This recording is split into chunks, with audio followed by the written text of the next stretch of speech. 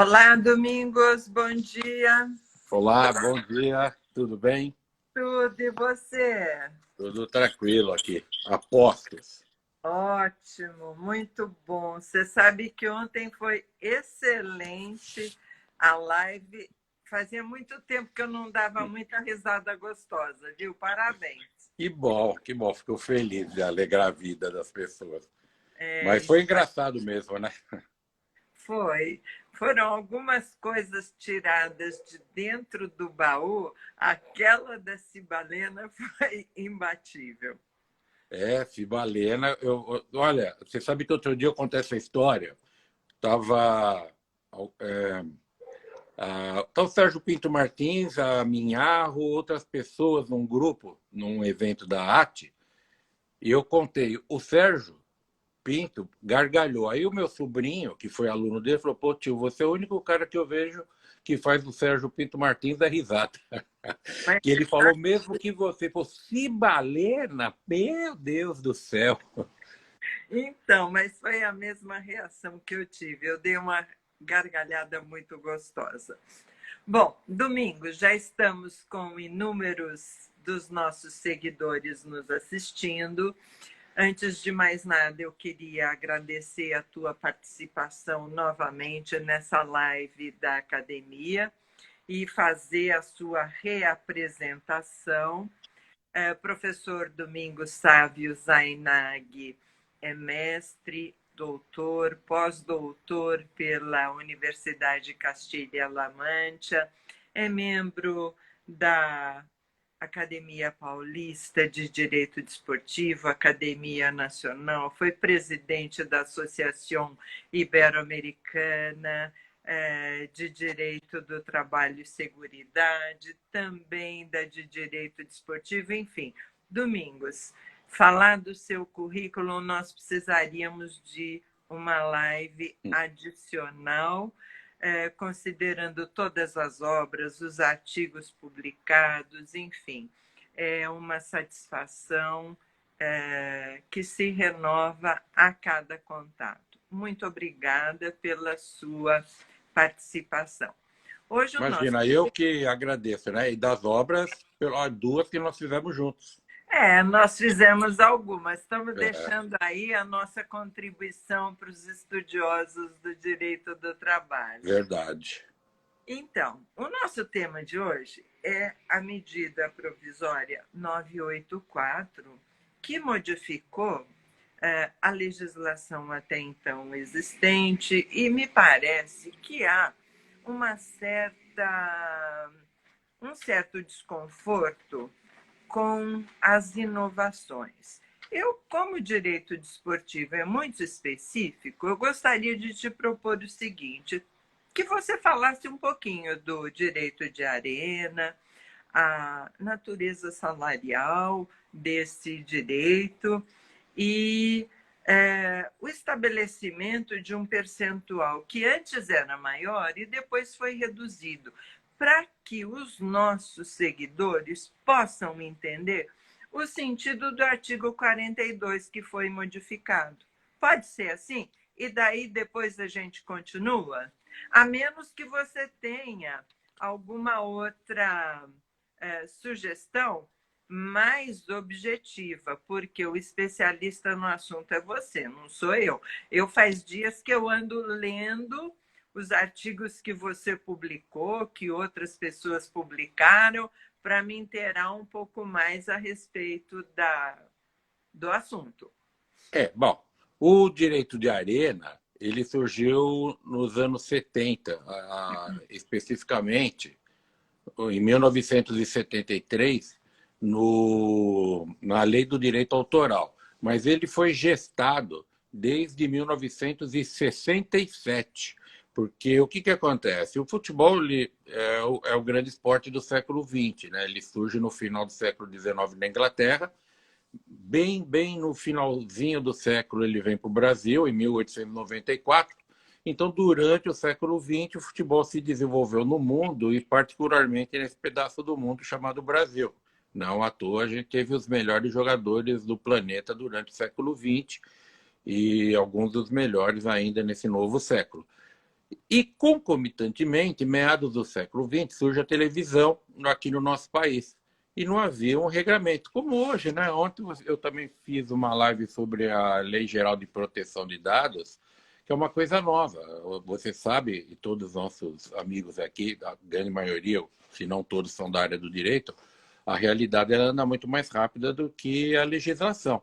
Então, Sim. a televisão era, como hoje, mais ou menos uma terra de ninguém. Transmite o que quer, propaganda era de qualquer jeito, ao vivo ainda por cima, né? E o futebol começou a ser transmitido pelas empresas de televisão. Aqui em São Paulo, no meu livro lá sobre o Corinthians, eu conto um episódio do meu pai, eu pequeno. Meu pai tem isso gravado na minha cabeça. Minha mãe falando, você não vai ao jogo? Que nós morávamos a Vergueiro, bem no Paraíso, então era perto para ir para o Pacaembu. E meu pai falou para minha mãe, não, hoje eu vou ver pela televisão, num domingo à tarde. Isso era bem pequeno, devia ter uns 4 anos. Isso gravou. E aí o tempo passa, eu vou estudar esse negócio. Até que os clubes só ganhavam dinheiro com a bilheteria. Os clubes de futebol, eles viviam dos ingressos. E com a televisão, o público, como meu pai fez uma vez, muitas ou milhares, para não dizer milhões de pessoas, também ficava em casa. Hoje eu vou ficar em casa, não vou ao estádio. Os clubes perdiam o seu rendimento. Bom, o que acontece com isso? Os clubes começam a forçar o legislador para criar uma norma que proibisse ou que regulamentasse esse direito. Então, o direito de arena, o nome arena, ele foi escolhido como poderia ter sido escolhido outro. Na mesma época, coincidentemente, o Peru, que você sabe que é um país que eu adoro, o Peru criou um chamado direito de estádio, que eu creio, porque eu sempre li sobre isso em livros já traduzidos para o português, mas deve ter sido direito de cancha. É só o nome. Direito do estádio, o Brasil escolheu o direito de arena e hoje, coincidentemente, os estádios modernos são chamados pelo mesmo nome. Bom, o que acontece? Esse direito de arena, ele foi dado aos clubes e não sabiam nem onde enquadrar no ordenamento jurídico. Qual seria, que direito é esse? Ele foi colocado na lei do direito autoral como um direito conexo ao direito de autor, porque não se sabia onde colocar esse tal de direito de arena. Mas o que é o direito de arena? Resumidamente, é o direito que os clubes têm de autorizar ou não a transmissão de partidas ao vivo. E, claro, eu tenho um direito que eu posso autorizar e eu posso cobrar. E a lei também fala, né, graciosamente ou cobrando. E era o artigo 100 da Lei do Direito Autoral de 73. E os clubes autorizavam, cobravam, e foi uma opção do legislador outorgar 20% desse valor para os atletas participantes do espetáculo. É a natureza salarial. Você sabe, né, que até 1997 ninguém nunca tinha tratado do direito de arena do ponto de vista trabalhista, era só do ponto de vista do direito civil. Um professor da USP, professor Antônio Chaves, que escreveu, a meu ver, a melhor obra sobre direito de arena no Brasil, ele só tratava da parte civil. Não tem nada que se fala qual a natureza jurídica da parte destinada aos atletas. Aí, na tese do doutorado que eu defendi na PUC, eu, pensando sobre esse instituto, cheguei à conclusão que ele tinha uma natureza jurídica remuneratória, nem é salarial. Remuneração porque eu equiparei às gorjetas. E, para minha alegria, eu digo para as pessoas, nossa, as pessoas dizem, você criou uma jurisprudência. Eu falei, mas não foi meu intuito, não. Virou jurisprudência, eu nunca nem imaginei que pudesse se tornar algo que beneficiasse centenas, milhares de atletas no país durante esses mais de 20 anos. Eu só fiz para passar no doutorado. Aí você era juíza militante na época, você e todos os juízes que adotaram essa tese, eu fico contente porque fui útil, né? Você falou de deixar alguma obra para os pensadores do direito, como nós deixamos nossos livros juntos, os livros que você coordenou e me convidou. Eu fiquei feliz que deu certo isso. Bom, vem 2011 e o legislador ele retira 15% desse valor, cai para 5% e aí faz uma outra, a meu ver, barbaridade. Ele diz que é de natureza civil. E até hoje, tudo bem, são 9 anos que eu estou escrevendo em edições do livro Atletas Profissionais de Futebol no Direito do Trabalho, que isso foi um retrocesso social, porque tira 15% de um valor já de décadas que era destinado aos atletas, e pior do que isso, né? Vem um legislador e muda a natureza jurídica do instituto. Até eu falava com o nosso amigo Adalberto Martins há um tempo atrás, e falou, olha, eu discordo de você porque o legislador pode mudar, sim, a natureza jurídica dos institutos. E eu falei para ele que eu discordava. Só que ele dá um fundamento bem interessante para a sua tese, que ele defende nesse sentido, que é aquela história do artigo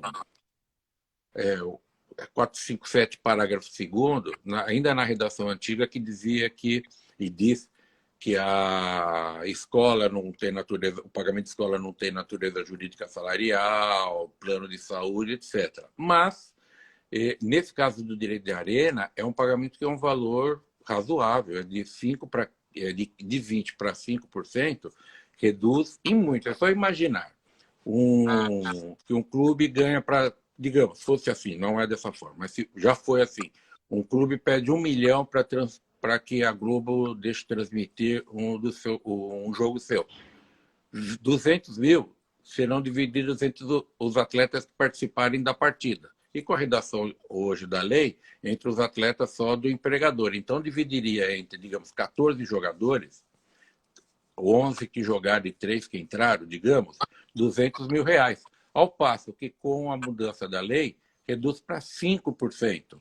Isso é a natureza jurídica, independentemente de ter sido eu a pessoa que inovou, né, que trouxe a tese da natureza jurídica remuneratória, foi o judiciário que deu isso para os atletas. Vem e tira.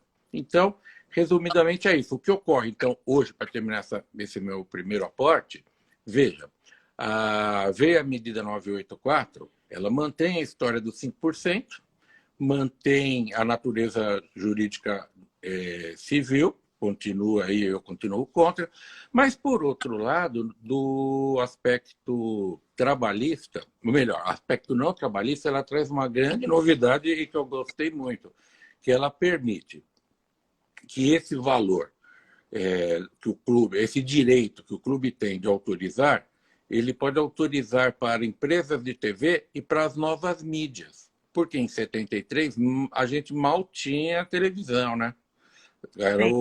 A TV em cores tinha surgido no Brasil o quê? Um ano antes, em 72, que no mundo já existia transmissões coloridas, mas os nossos receptores não, nem colorido conseguiam captar. Então, veja, hoje nós temos outras mídias. A gente está conversando por um aparelhinho de mão e Sim. de vídeo, um aparelhinho pequeno, que nem pesa. E a gente está falando, eu poderia estar lá na Europa, lá com a Tereza, já vi que ela entrou por aqui, falar com ela lá, nós aqui, ou vice-versa, por uma nova mídia. Hoje, o torcedor, o clube vai ter o direito de vender a imagem dos seus jogos para a televisão e para o público nos aparelhos celulares. Eu, por exemplo, você sabe que eu sou corintiano, eu tenho uma assinatura de um pacote chamado da Web Timão, que é o Corinthians na internet. Já eu assisto os jogos do Corinthians onde eu estiver, só que não é uma transmissão do Corinthians, é da própria Sport TV. Então já tinha isso, na prática já tinha. Hoje os clubes podem fazer isso. E a inovação, que vem ainda do início, lá dos anos 70, e hoje voltou a ser assim pela medida 984, só o clube que é o mandante da partida, então aquele que perderia os ingressos, esse dinheiro fica só para o clube. E esse clube tem que destinar aos atletas. Aí a lei traz um probleminha, né? Porque o legislador diz: o clube recebe um valor e destina 5% para todos os atletas profissionais. Os que participam do clube mandante e o visitante. Esse é o primeiro entendimento que se deu à lei, porque até agora, deixa eu só pegar uma água aqui, até agora estava funcionando dessa forma, em razão dos pacotes de jogos, eles eram comprados pela Rede Globo num pacotão do campeonato, sei lá, por X milhões de reais, e divididos dividido esse valor entre os clubes. Então, Corinthians, Flamengo, que são os dois maiores torcedores no Brasil, tem mais apelo, até tem, além de terem mais torcedores para si, tem mais torcedores contra. Então, eles ganham mais. Aí vem os outros clubes, como São Paulo, Palmeiras, Fluminense, Internacional do Rio Grande do Sul, Atlético, Cruzeiro e Minas, que recebem outro valor. Isso é já dado no começo do campeonato, até, aliás, bem antes. Bem antes. O contrato da Globo, se eu não me engano, vai até 2024. Então, isso estava fácil. O clube recebia e pagava, independentemente de ser o mandante ou não. A lei, agora, ela volta aos seus primórdios. Só o clube mandante é que terá direito de negociar a transmissão da partida. E o legislador diz a todos. O meu entendimento é que esse todos deve ser feito a seguinte interpretação: todos os atletas do clube que recebeu o valor e não pagar para o atleta da outra equipe. Da equipe adversa. Inclusive, o clube adversário não precisa concordar com essa sessão da transmissão da mídia, não é isso? Eu não sei se eu entendi bem. É isso. Inclusive, o clube mandante pode dizer o seguinte: pode transmitir o jogo que eu não vou cobrar nada, porque o meu interesse é que o jogo seja transmitido até para ser conhecido. Em 2001, 2002, no primeiro curso de pós-graduação em Direito do Trabalho do Brasil, que foi na Faculdade de Direito de São Bernardo, um aluno meu que depois tornou-se meu amigo e depois ele veio lá para a nossa Fiel como aluno, o Martorelli, que foi goleiro do Palmeiras e presidente hoje do Sindicato dos Atletas, foi juiz classista. Ele disse: professor, não pode ceder esse direito graciosamente. Eu falei: claro que pode. E eu me lembro bem de uma partida entre dois times aqui da região leste da Grande São Paulo, um time de Mogi das Cruzes e o time de Suzano, que são cidades vizinhas. Então é um clássico de cidades da Grande São Paulo. A Rede Vida transmitiu aquela partida e não pagou nada. E isso que era o questionamento dele era nesse sentido. Eu já defendia, veja, eu não estou falando mais de 20 anos, ou 20 anos. Foi começo dos anos 2000 que eu disse, que eu afirmei isso, que o clube pode ceder graciosamente, é o direito dele. Se ele pode o mais, que é cobrar, ele pode não cobrar. Não, mas os atletas ficam prejudicados porque eles não recebem. Mas o atleta não tem que receber nada. O atleta já recebe o seu salário. Tem gente, pessoas, né, do nosso meio, que eles defendem uma tese extremamente respeitável, que diz que a Constituição protege o direito de imagem. Tá bom, mas então o atleta não pode permitir ter a sua imagem divulgada sem receber nada. Mas ele já recebe por isso, que é o salário. O atleta ele tem que aparecer. Se a imagem dele não aparecer, ele vai jogar com máscara, sei lá, com capacete para ninguém saber que é ele. Seria uma coisa absurda, né, para dizer o mínimo. Mas é isso. O entendimento meu é que esse todos deve ser interpretado assim. Todos, sim. Todos os que estão jogando pelo clube mandante. Aí os outros são prejudicados. Não, não tem prejuízo. Ele recebe o salário dele e quando o time dele for mandante e receber, só ele receberá. Porque eu não consigo me convencer do contrário, que seria o empregador ter de pagar para o seu empregado e para o empregado da outra empresa. Seria como um garçom, já que eu falei que a remuneração ela é muito, o direito de arena é remuneratório igual a gorjeta, seria dois restaurantes do lado, os garçons de um restaurante recebem, o que esses receberam nós temos que dividir também com os outros, com os garçons do... É o que eu tentei ler aqui, que o nosso querido... É o Lauro. Ele falou, seria indenizatório. A natureza é indenizatória. Para o clube viu, Lauro? Para o clube é natureza indenizatória. Por quê? Nos primórdios desse pagamento, era para indenizar o quê? A perda. E foi simplesmente opção do legislador dividir isso, uma parte, destinar uma parte desse valor para os atletas. Porque o direito de imagem é uma coisa e o direito de arena é outra. O direito de cessão do uso de imagem é quando o atleta cede a sua imagem para outras atividades que não seja a prática do futebol. Porque pela prática do futebol ele já está recebendo a sua cessão de imagem, que é o jogar. O Até ator... porque nós tivemos no passado atletas famosos que faziam propaganda de vitamina. É uma coisa completamente diferente da situação do direito de arena. Já que você gostou da Cibalena, essa vitamina do atleta que você está falando era uma tal de Vitasai, que o Pelé fazia propaganda. Eu duvido que ele tomava essa porcaria aí. Pô, porcaria, não brincando, né? Nem sei o que é. É igual uma vez, quando o Ronaldo veio jogar no Corinthians, ele estava fazendo publicidade de creme de barbear. É um amigo já falecido, lá de Santa Catarina, o Marcílio Krieger, um grande nome do direito esportivo, um grande amigo que eu tive, ele disse numa palestra aqui na ASP, ele falou, mas se pode, o sujeito é imberbe, como é que ele faz propaganda de creme de barbear, né? E eu me lembro que na história do Vitasai foi muita gozação, porque falava, o Pelé não toma isso. Mas eu vou dar um outro exemplo, que fica, acho que, até mais figurinhas. Eu estou muito saudoso. Ontem Cibaleno, hoje Vitasai, agora tem figurinha de álbum, né? Que a gente, quando criança, isso mesmo. Jogador de futebol, eu, menino, adorava ter álbuns com figurinhas, trocava na escola. Os atletas da Copa do Mundo de 70, eles ingressaram com uma ação faz pouco tempo na Justiça Comum, pedindo um valor para o ressarcimento do uso indevido da sua imagem. Aí sim. Agora, para jogar futebol, para jogar vôlei, basquete, seja o esporte que for, o atleta já é remunerado pelo seu salário.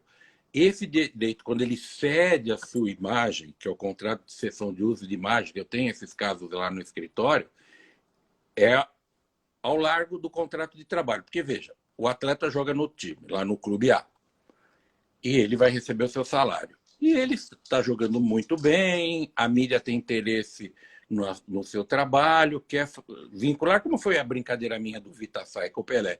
Quiseram a vitalidade do Pelé, que sempre foi um baita de um atleta. Hoje ele é um homem idoso, doente, né? Mas faz parte da vida. É o declínio do seu corpo, mas sempre foi um baita de um atleta. Vamos vincular isso ao Pelé. Naquela época, o Pelé, ele foi e vendeu a sua imagem, melhor, a cessão do uso da sua imagem, esse que é o termo técnico, para a empresa que fazia ou faz a vitamina, e ele recebeu. Quando um clube compra essa cessão do uso de imagem, o que ele faz com o atleta? Olha, você vai receber, sei lá, R$200 mil para jogar futebol e 20 mil por mês pelo uso da sua imagem, que eu vou usar a sua imagem para vender produtos atrelados ao clube. Sim. Esse contrato... O chapéu, a camiseta, toalhas, enfim, qualquer coisa. Esse contrato é de natureza civil, não tem problema algum. Eu sempre digo, eu não tenho interesse em estudar isso, apesar que a gente já fez lá no escritório contrato de cessão de uso de imagem de atleta para clube, mas eu não me interesso por isso, meu negócio é direito do trabalho. O direito do trabalho ele entra no caso de cessão do uso de imagem quando é usado para fraudar. Eu tenho um exemplo bem interessante lá no escritório, que um atleta de um time aqui do interior de Santa Catarina, ele ganhava R$35 mil por mês, sendo 5 mil na carteira de trabalho e 30 mil no seu contrato de cessão do uso de imagem. Nunca foi usada a imagem dele. Ele é tão famoso, que você me pergunta qual é o nome dele. Eu não me lembro. O processo já acabou. Não lembro. Porque lá, para mim, é um reclamante. Não lembro o nome desse rapaz. Quem cuidou mais foi até o meu sobrinho e outros sócios que cuidaram desse processo, mas é sintomático. Como é que alguém... A função dele é jogar futebol. Ele ganhava 5, 30 mil no contrato de imagem. Eu entrei com a ação, alegando fraude, dizendo que aquilo era uma forma de salário por fora. É que quando vai para o esporte, todo mundo, ontem naquela live, ainda eu falei, o que acontece é que no caso do esporte tem todo um glamour, como tem o artista. Eu fiz uma audiência uma vez, um processo contra um famoso cantor. Terminada a audiência, o juiz falou: olha, gente, acabou a audiência, né? Já acabou, tá, obrigado. Ele falou: só um minutinho, já que agora a audiência acabou, nós chegamos a um acordo, ele te saca um CD do cantor e pede para o cantor dar um autógrafo. Você foi juíza de primeira instância, lá na Casper Libero, não era a 15ª sua? Não, a minha era a 17ª. 17ª, isso, porque do tempo que também estava começando, éramos todos jovens. Sem dúvida. Você nunca pediu, ontem. você não pegou, na noite dos tempos, foi ontem. Mas veja, você nunca sacou da sua bolsa um talão de cheques lá do Bradesco, digamos, e falou: pô, você é gerente do Bradesco, dá um autógrafo aqui para guardar. É só essa diferença. E do atleta é a mesma coisa. Usa o contrato de cessão do uso de imagem para pagar valores por fora. E aí a Justiça do Trabalho consegue detectar essa fraude.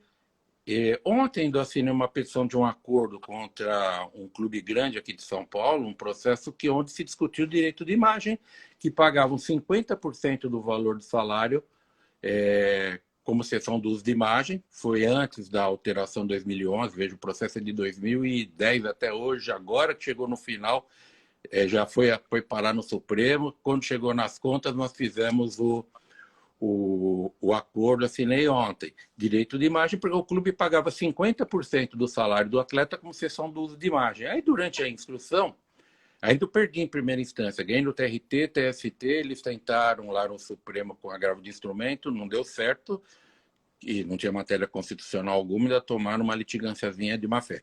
Mas, voltando, durante a instrução, usava a imagem do atleta para alguma publicidade, que era um atleta que não ganhava bem, é um grande jogador, mas não tem apelo de mídia.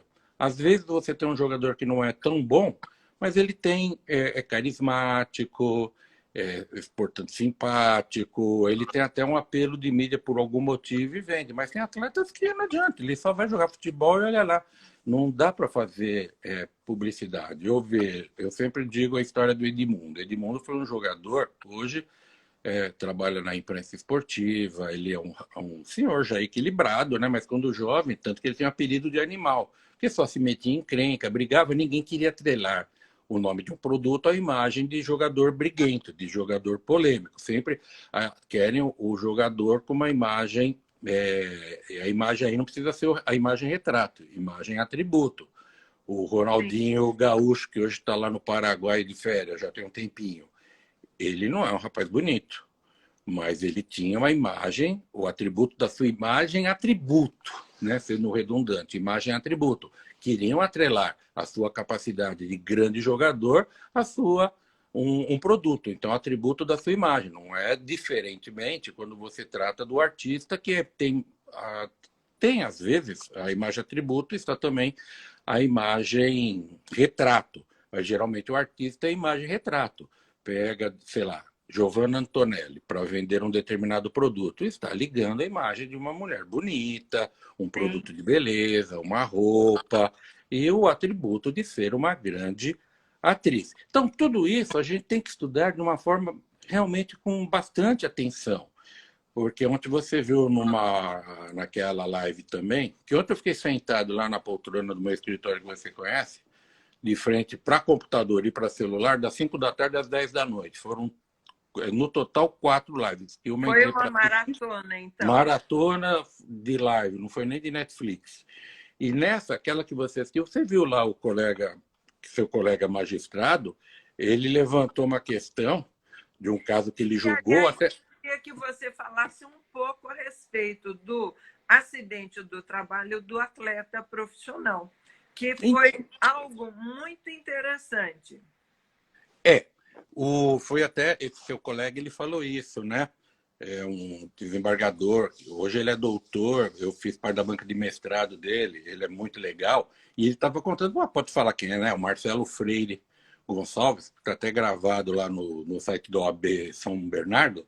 Ele estava contando isso, que ele julgou um caso de um acidente de trabalho de um atleta eu não sei se era futebol, eu falo de um atleta de esporte coletivo que ficou inutilizado para a prática do esporte. Eu tenho caso assim no escritório de um jogador de basquete que aos 20 anos, o clube nunca adotou as medidas de proteção a um adolescente durante a sua preparação como atleta de basquetebol, e esse menino aos 20 anos ficou impossibilitado de jogar basquete. Ele para a vida civil, está tudo certo. Então, falando do juiz, né, do caso do doutor professor Marcelo Freire, ele estava dizendo isso, poxa, mas ele falou, foi um acidente do trabalho. Eu recebi o recurso e fiquei debruçado sobre aquilo para falar, poxa, será que isso é um acidente mesmo do trabalho? Será que não faz parte da profissão? Faz parte da profissão. Como faz parte da profissão o sujeito que limpa um edifício, lá o edifício Itália, os últimos andares, ele tem que ter toda a proteção, porque ele pode cair. Alguma coisa pode acontecer. E o atleta, e eu tenho essa visão já faz tempo, que o atleta e o futebol, que é o esporte que eu mais gosto, e que a maioria da população também, que tem mais, e também tem mais holofotes do que as outras práticas desportivas, é um esporte que tem, já na sua natureza de prática desportiva, o risco de acidentes é inerente. É como o boxe, enfim, aqueles esportes mais violentos. Boxe agora está esperado, agora é o UFC, que também é um... Esses esportes, eu até, com exceção ao boxe, que eu acho que realmente é uma arte, porque ele é de pancada, mas de qualquer maneira é pancada. Você lembra quando eu tinha um programa na TV Justiça, nós trabalhávamos juntos lá no Unifiel, uma vez eu levei o Éder Joffre ao meu programa. Sim. E como é bom a pessoa ter, hoje ele já está bem enfermo, né? Mas ele ainda estava muito bem, e ele foi a única pessoa que eu levei para entrevistar no programa da TV Justiça sobre lutas, que teve a sinceridade de dizer que boxe é violento. Porque eu entrevistava, por exemplo, Muay Thai. Muay Thai é violento? Não, não é. Taekwondo é violento? Não, não é. Não, claro que é. E o Éder, né, falou, não, claro que é. Eu dou pancada no outro, eu estou querendo que ele desmaie, como é que não é violento? É até para esses esportes, Ioane, eles já têm a violência como instrumento a ser utilizado. Inclusive do atleta, né? Como? Eu acho que faz parte até do perfil do atleta. Claro. Que dirige para um esporte dessa natureza. Ah, sem dúvida. Eu falo com muitos atletas de artes marciais, todos eles dizem que eles eram encrenqueiros desde criança. Encrenqueiro é o seguinte sentido, brigava na rua, brigava na escola. Ele já tem a disposição de briga. Porque, vejam, eu, por exemplo, nunca gostei de nenhum, nunca quis saber de judô. Vamos pensar hoje, vai, que a nossa geração não tinha essa preocupação, os pais não pensavam muito nesse tipo de prática esportiva. Eu, menina, era jogar bola na rua, já estava resolvido, o pai já se dava por contente. Mas eu conheço pessoas que têm o filho, a criança, e coloca no judô, a criança chora, porque ela não gosta daquilo. Ela não gosta de luta, ela não gosta de contato com o outro. Isso vai de cada um. Mas o futebol, ele não tem como finalidade fazer com que o adversário desmaie. Esses dias eu vi essas lutas MMA na televisão, esses dias mesmo, acho que foi há uma semana. Uma luta em que um jogador saiu pingando sangue. Um jogador, não um lutador. E aí eu fico pensando, né? Eu falei, mas como é que pode ser esporte você arrancar sangue do teu oponente, mas de forma proposital? Porque no futebol, ontem eu contei a história lá da Cibalena, porque eu quebrei o dedo jogando futebol de salão e não queria que a minha mãe soubesse que ela não ia deixar mais eu jogar. Você conhece minha mãe. Aí eu passei esparadrapo, tomei Cibalena durante alguns dias, o dedo ficou torto até hoje, mas porque eu ia disputar uma final de campeonato do colégio. Eu falei, não posso deixar minha mãe saber que ela não vai deixar mais eu jogar. Imagina, estava para ganhar medalha, como de fato ganhei, eu falei, não vou perder. Mas isso é acidente. Isso é acidente. Agora, na luta, já é para sentir dor, é para quebrar a cabeça do outro, dar morro no fígado para minar as resistências da pessoa. Pô, vai batendo no fígado, pode até estourar o fígado. do oponente. Agora, o E esse futebol risco é inerente ao esporte. porque é um esporte de fazer sentir dor. Você que conhece bem melhor que eu, lá em Itália, Roma, o Coliseu. As pessoas, quando estão andando no Coliseu, fica todo mundo falando, nossa, que absurdo, né? Os gladiadores aqui se matavam. Eu, esse ano, estive lá, né? A gente se encontrou depois na Espanha e em Portugal. Eu fico ouvindo brasileiro falando isso, mas que coisa, né? Não mudou nada daquela há 2.000 anos para cá. Porque antes era ali no Coliseu com a arena, né? Que a areia hoje é na televisão, passa em ginásios com ar-condicionado, mas é a mesma história, o ser humano gosta de luta. O futebol, foi o que eu falei ontem na live, e estou fazendo agora a mesma coisa. A lei manda pagar um seguro para o atleta. Porque o futebol é um esporte que é um esporte bonito, ele tem toda uma plástica, mas ele é violento. Porque, veja, é uma bola com quase meio quilo, lisa, correndo. Os atletas fortes. Você usa as pernas para dominar aquele objeto estranho que está ali no campo. Se machuca. Um jogador do Corinthians, domingo, numa jogada, o jogador sobe do time adversário, do Oeste, que agora é de Barueri, sobe com o cotovelo, pega no rosto do jogador, o Bozelli, que é um jogador argentino que tem aqui no Corinthians. Ele teve afundamento do rosto, foi passar por cirurgia, quebrou o rosto. É diferente, porque lá no esporte de luta, isso é até razoavelmente aceitável, porque, aliás, nem razoavelmente aceitável, porque você está dando um murro na cara da pessoa, pode quebrar a perna num chute, num MMA aí. Agora, o futebol não. Então, tem de pagar o seguro. O clube não faz o seguro, o atleta se machuca. Para o direito previdenciário, tudo igual. Pouco importa se é jogador de futebol ou se é o rapaz que está lá limpando a vidraça. Sofreu um acidente, vai receber da mesma forma, né?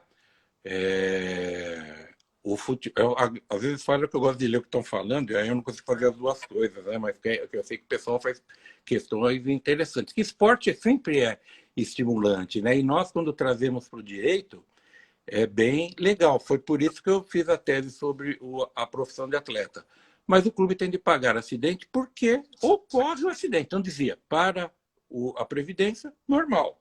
Vai receber o que a Lei 8.203 determina para pagamento de acidente do trabalho, sobre o valor de contribuição que o atleta faz, né, pelo teto, se ele ganha muito. E o clube, se for o acidente, portanto, em jogo, ou até em treino, vai ter ou paga um seguro, ou vai ter que indenizar continuando a pagar os salários. O que não pode, isso acontece, você e todos não têm ideia. A gente pensa, por exemplo, um jogador do Palmeiras. O jogador do Palmeiras, ele sofre uma fratura durante um jogo. Esse jogador do Corinthians sofreu a fratura. Ele pode se preocupar só com a recuperação, que é a dor que ele, infelizmente, deve estar sentindo, né? Porque quebrar a cara, aí é quebrar a cara literalmente, né? Ele não vai ter problema financeiro, porque o clube vai continuar pagando.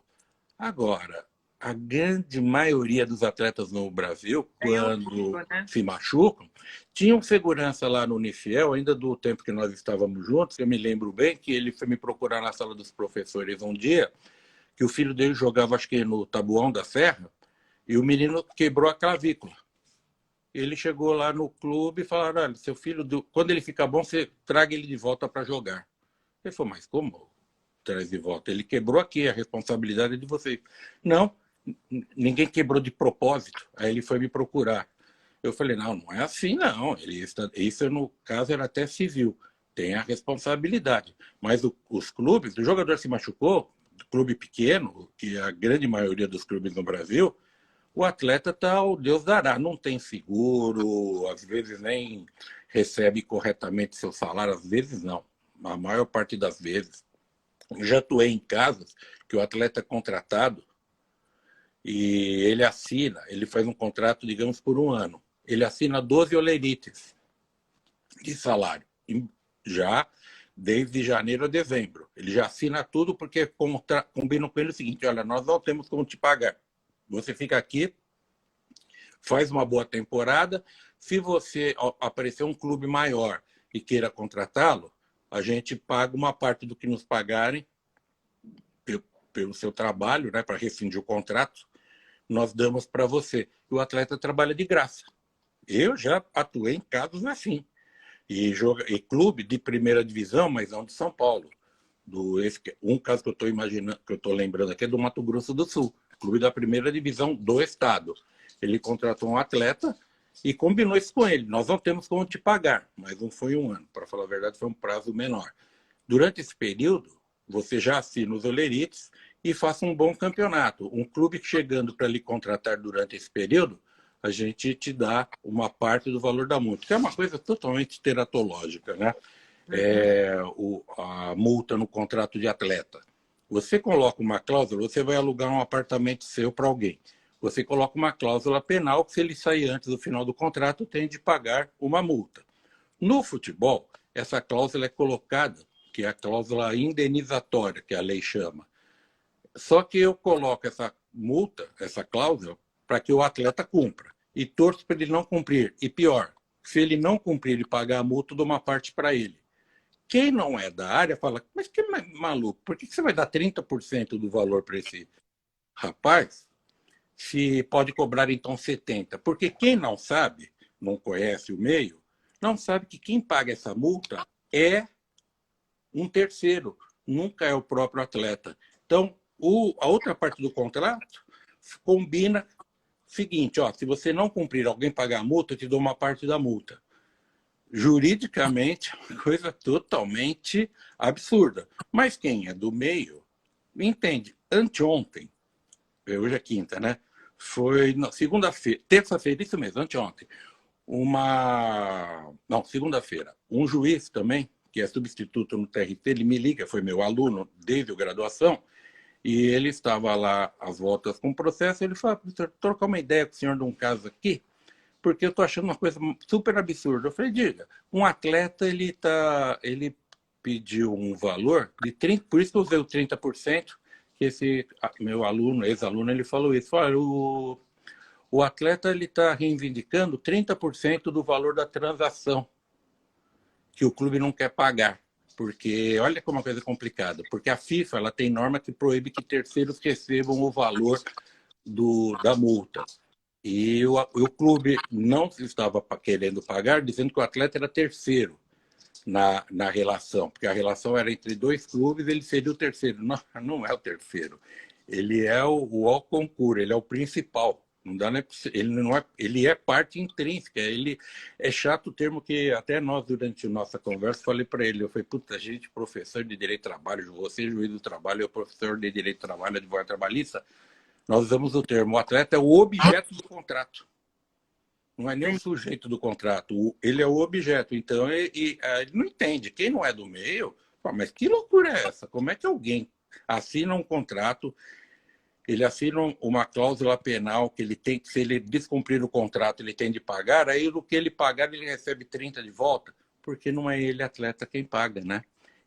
Aí o clube fala, não, mas ele não pode receber, porque no futebol é isso, lá é só dinheiro. Respeito por contrato, respeito pelo semelhante, ninguém tem. É uma área, ela é empolgante, mas ela é muito complicada de lidar com o atleta. Eu fiz uma petição esses dias, num processo, num acordo também envolvendo jogador de futebol, e o clube colocou para o atleta assinar.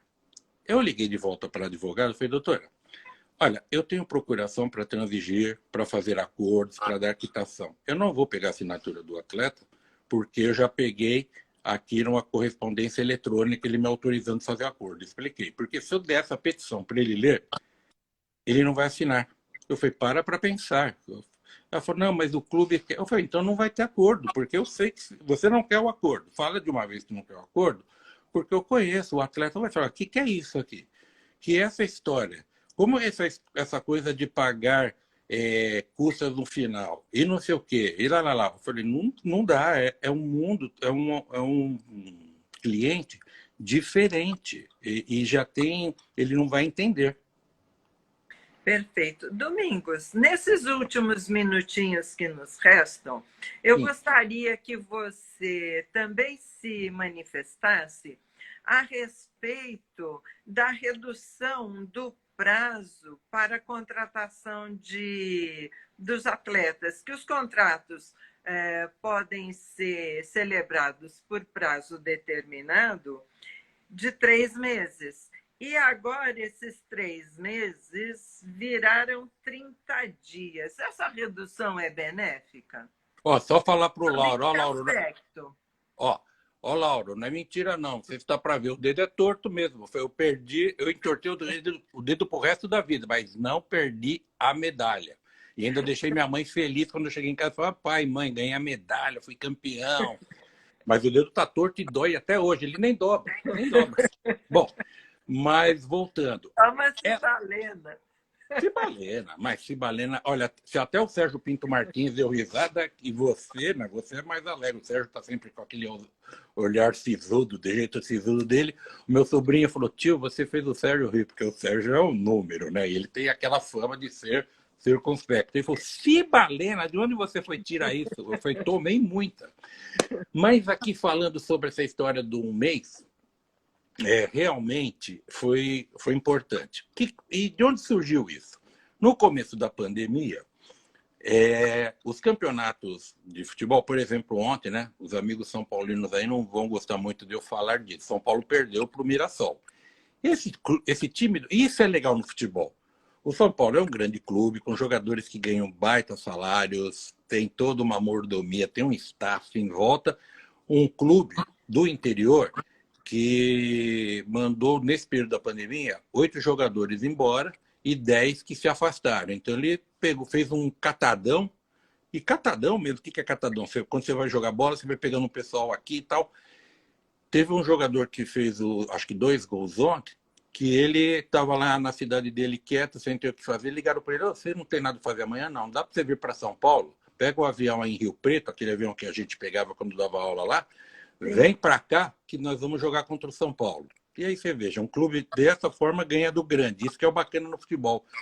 É o pequeno ganhando do grande. Mas o que acontece? Como os contratos, eu sei bem disso, que atuei em vários casos, que o contrato termina com 3 meses, o Mirassol ainda, agora não tinha ninguém, mas ele se preparou razoavelmente bem para esse campeonato.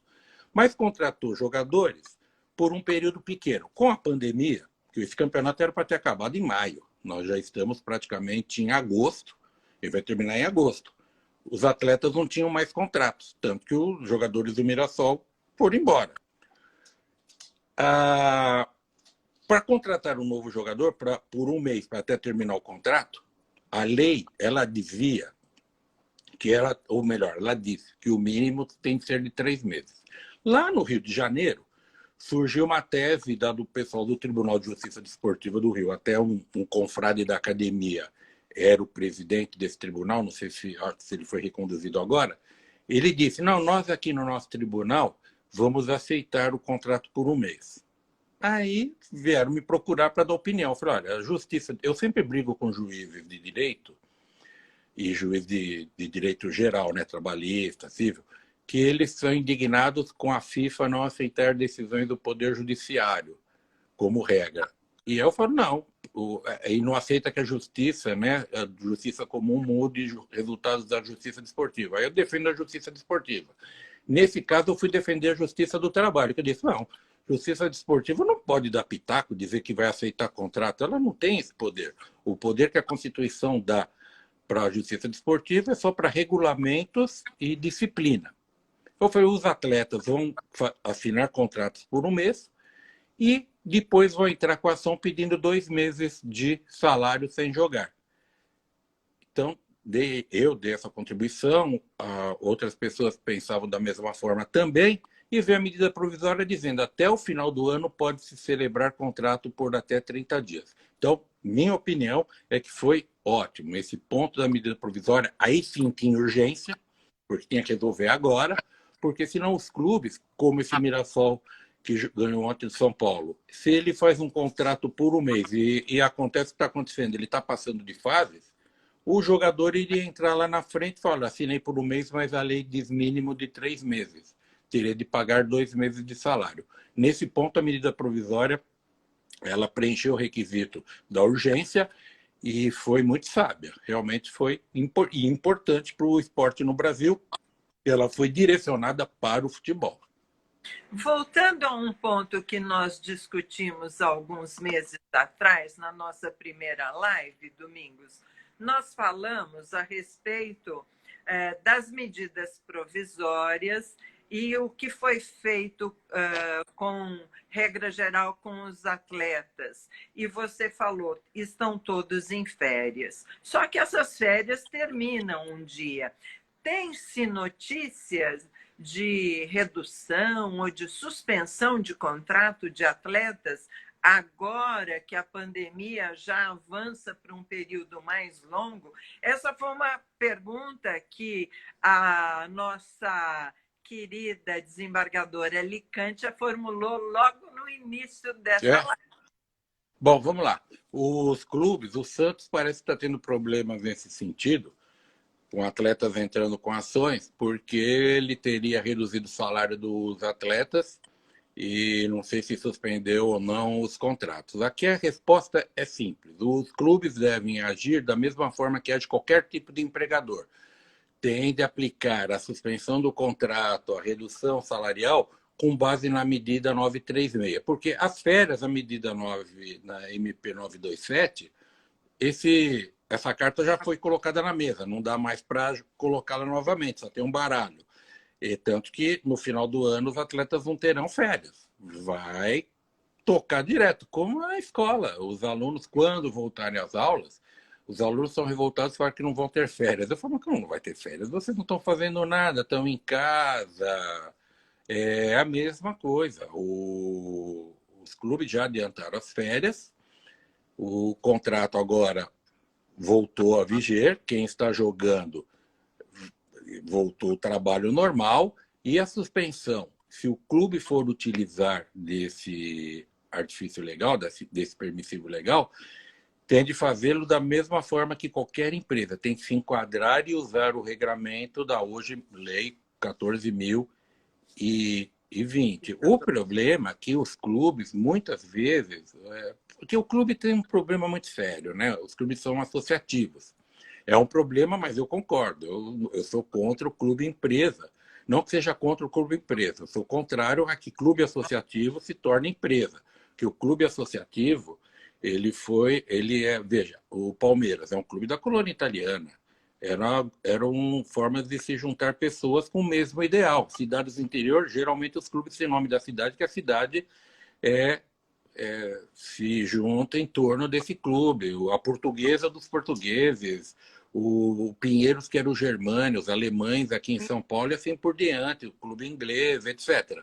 Então, os clubes são associativos. E o Getúlio, em 1941, Getúlio Vargas editou um decreto 3199, que ele dizia que clube associativo exercem atividades de caráter patriótico, sendo proibida a sua criação com intuito de lucro. Então, ele foi um visionário nesse ponto. Ele falou, olha, eu vou fazer com que os clubes sejam um elemento de realce até do patriotismo do país. E o clube empresa é uma outra coisa, é um negócio feito para ganhar dinheiro, tudo bem.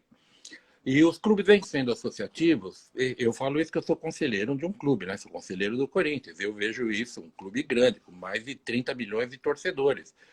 Muitas vezes o dirigente ele fala, e aí não é culpa do jurídico, não. O dirigente fala, eu quero que faça desse jeito, seja o que Deus quiser. Porque o problema não é dele, né?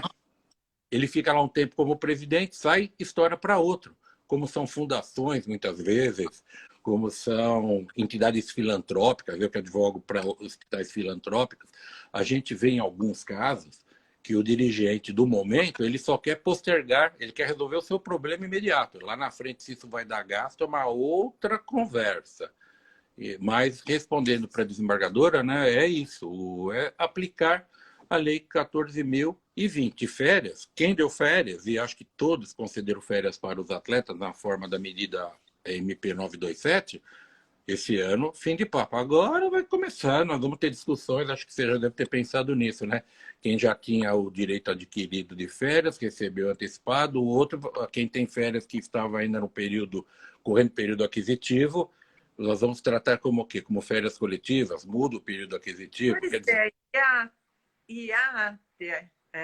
inúmeros estudiosos do direito dizendo mais ou menos o seguinte: Essas férias tiveram a validade de férias? Porque eu tirei férias para ficar em casa. Eu não pude descansar, eu não pude passear, eu não pude fazer um projeto de vida que eu faria em férias. Então, já há essa discussão ainda, vamos dizer, em pontos isolados, sobre a efetividade do Instituto das Férias, usufruídas de uma maneira anômala em função da pandemia. Eu acho que esse é um assunto que ainda vai dar muita discussão, Domingos. Se você pegar a convenção da OIT sobre férias, é 136 ou 132? Não lembro. 132, eu acho. 132, né? É. Bom, enfim, é a Convenção sobre Férias da OIT. Ela fala desse caráter higiênico das férias. Até outro dia, uma menina que trabalhou no escritório há muitos anos, ela me ligou dizendo que ela estava revoltada porque ela tirou férias e tem uma enfermidade que tinha que passar por uma cirurgia. Ela falou, mas férias não é para gente, ela usou um termo bem Cansado. dos... Não, ela usou um termo mais de jovem, que agora eu não vou lembrar, não é para descansar, mas numa gíria. Aí eu pensei, falei, mas o que vai fazer? Mas você sabe, a convenção da ONU diz que se você. Da ONU, da OIT, se as férias, o empregado ficou doente e não pôde usufruí-la, tem que seguir. Mas isso é utópico. Vai dar essa discussão, mas eu acho, sinceramente, Ione, que essa discussão vai ficar só no campo nosso de doutrinadores e ficar discutindo em congresso, porque na prática, tendo em vista esse motivo de força maior, E ou caso fortuito, enfim, a todo mundo vai. situação presente que toda essa pandemia provocou, né? Então, a É, interpretação também caminha para um outro lado. Domingos, nós estamos a poucos que minutos pena. do encerramento. Passou muito rápido. Todos, tenho certeza, saíram enriquecidos com as tuas colocações muito, muito pontuais e interessantes a respeito dessa vida dos atletas, que é algo, vamos dizer, que interessa a todos. Então, desde já, eu agradeço imensamente a sua participação em nome da academia. Espero poder convidá-lo em outra oportunidade. E muitíssimo obrigado. Deixo com você o último minuto para as Tá. suas considerações. Olha, eu que agradeço o convite. Primeiro, falar com você já é uma baita alegria. O pessoal aqui parabenizando. Se eu for começar a falar o nome de todos, eu posso ser um pouco injusto, mas eu vou só falar de um, do Euclides, porque ele fez aniversário, Euclides Mendonça, essa semana.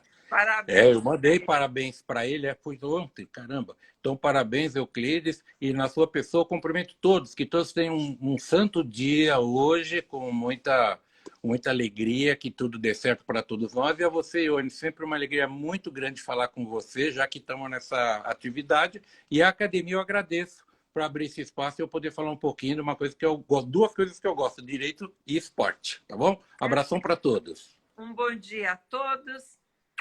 Muita saúde, que é o que Tchau. nós precisamos no momento. Tchau, Verdade. tchau. Tchau.